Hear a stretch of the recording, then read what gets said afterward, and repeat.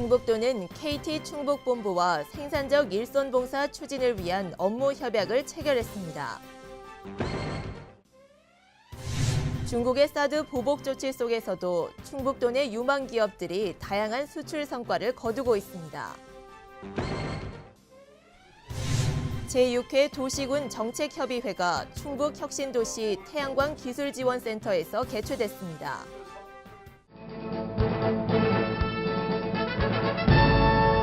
여러분 안녕하십니까? CBI-TV 충북뉴스입니다. 첫 소식입니다. 충북도는 KT 충북본부와 생산적 일손봉사 추진을 위한 업무 협약을 체결했습니다.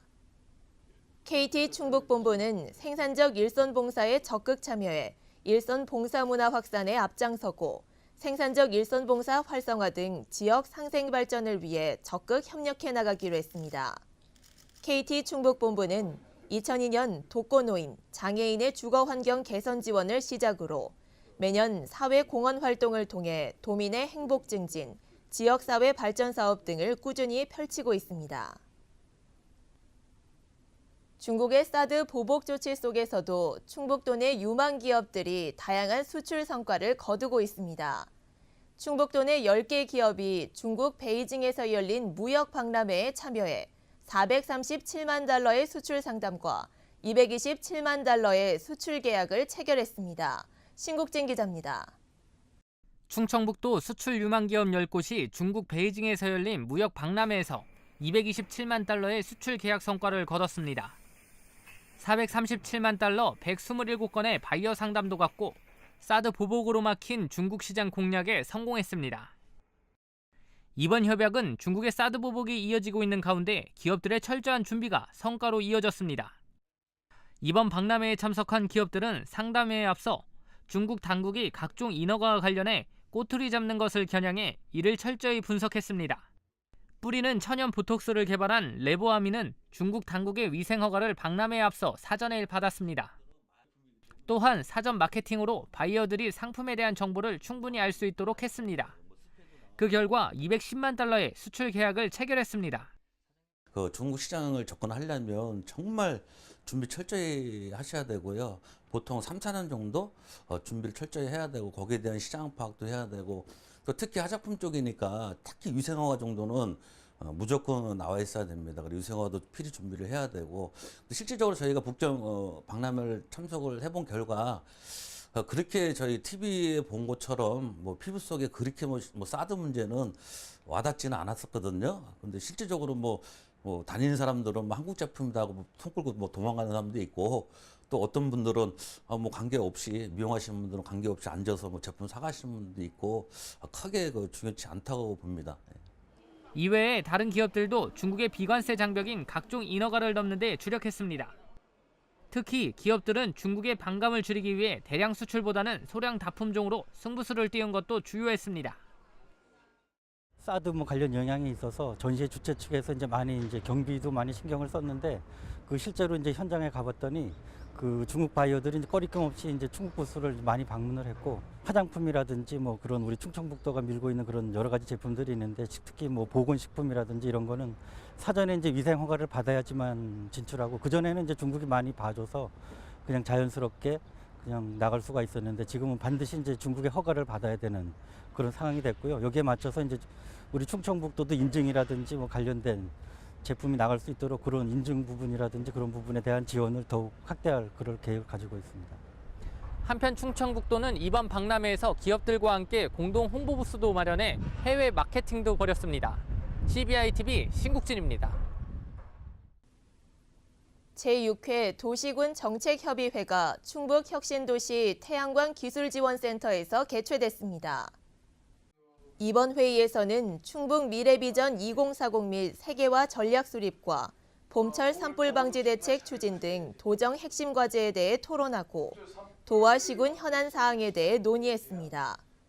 또 최근 어수선한 사회 분위기로 법 집행 소홀, 민원 처리 지연 등 공직기강이 해해지지 않도록 관리 감독을 강화할 것을 당부했습니다.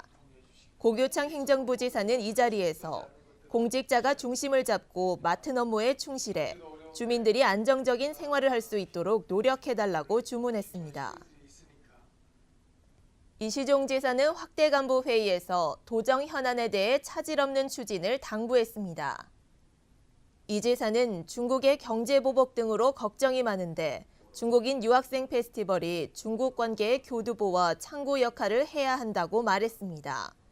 그러면서 중국 대사관과 유학생 대표들을 만나 협의하고 중국 정부나 자매 결연을 맺은 각성에 서한문을 보내는 것을 검토하라고 지시했습니다.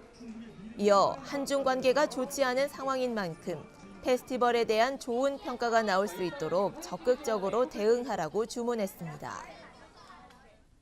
충북 지역 지방자치단체와 교육지원청, 대학 등 39개 기관단체가 지역 공동체 발전을 위한 협약을 체결했습니다.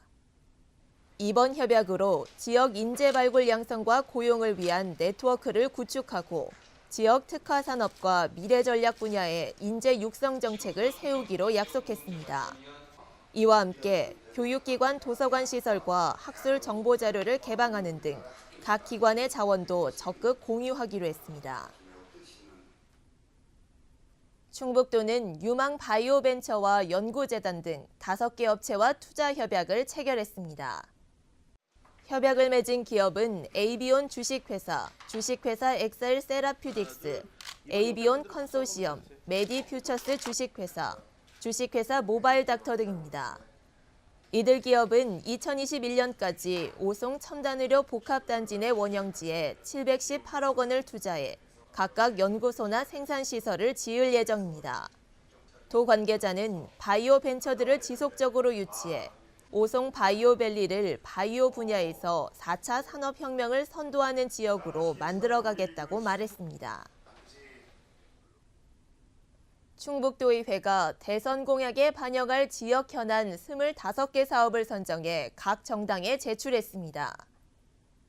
4차 산업혁명 산업기반 구축과 중부고속도로 확장 등 현안 사업 16개, KTX역 신설기준 법제화와 광역부단체장 인사청문회 도입 등 건의사항 4건이 포함됐습니다. 또 지방분권 개헌과 수도권 과밀화 방지 대책 등 제도 개선 과제도 5건 포함됐습니다.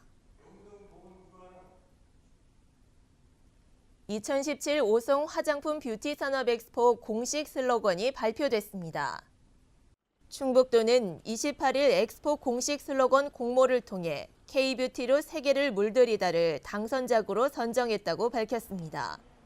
당선작인 K뷰티로 세계를 물들이다는 엑스포를 통해 K뷰티 바람이 전 세계 곳곳으로 뻗어나가기를 바라는 의미를 담고 있습니다.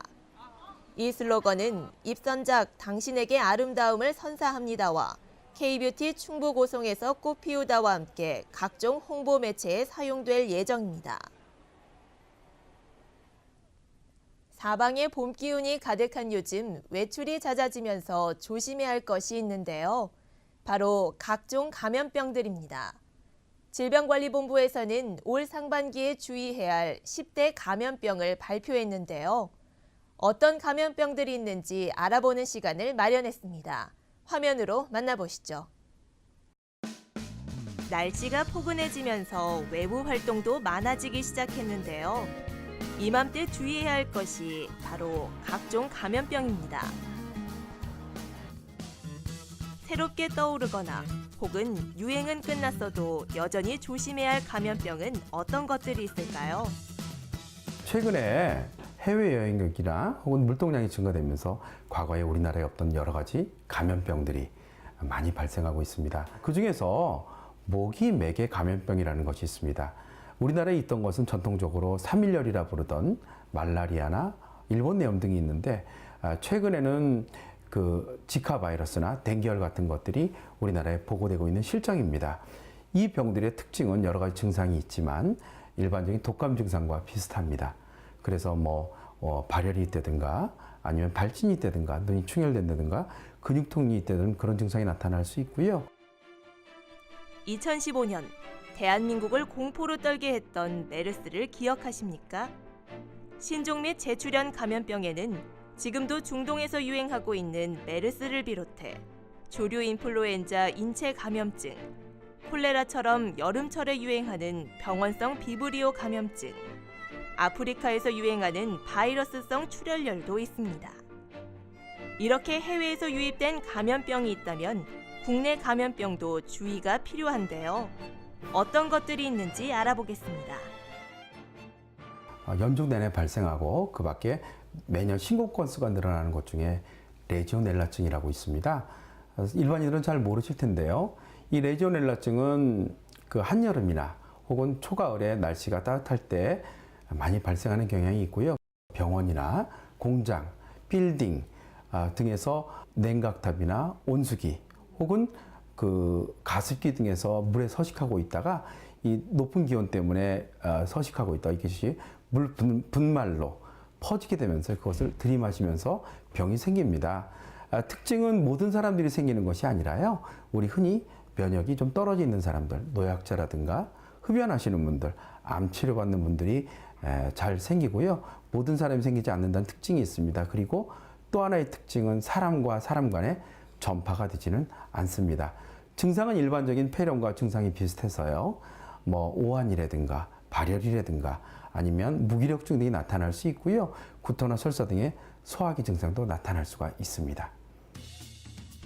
그 밖에도 수족구병, 수두, 4월에서 6월에 더 주의해야 할 유행성 이하선염, 20에서 40대 환자가 많은 A형 간염이 있습니다. 그렇다면 이 감염병들을 예방할 수 있는 생활 속 수칙에는 어떤 것들이 있을까요? 감염병도 기본에 충실하기만 해도 대부분의 감염병들은 예방할 수가 있습니다. 예를 들어 보면요, 손 씻기가 있는데 손 씻기는 기본 중에 기본입니다. 그래서 세정제나 비누 등을 이용해서 30초 이상 꼼꼼하게 씻는다면 많은 감염병을 예방할 수 있겠죠. 그 밖에 기침 예절입니다. 우리가 기침을 할 때 손으로 가리고 기침을 하는 경우가 있는데요. 그것보다는 휴지나 혹은 소매 등을 이용해서 이렇게 기침을 가리면 예방을 할 수 있고요. 감염병이 의심되거나 신고가 필요한 경우 국번 없이 1339번으로 전화하면 되는데요. 각종 감염병에 관한 정보와 상담 서비스를 제공하고 있습니다. 지금까지 올해 주의해야 할 10대 감염병에 대해 알아봤습니다. 대부분의 감염병은 예방 수칙만 잘 지키면 충분히 예방이 가능한데요. 감염병에 대한 정보를 잘 알아두고 생활 속 예방 수칙을 숙지해 나와 내 가족 그리고 우리 모두의 건강과 안전을 지키시기 바랍니다. CBI-TV 충북뉴스가 준비한 소식은 여기까지입니다. 함께해 주신 여러분 고맙습니다.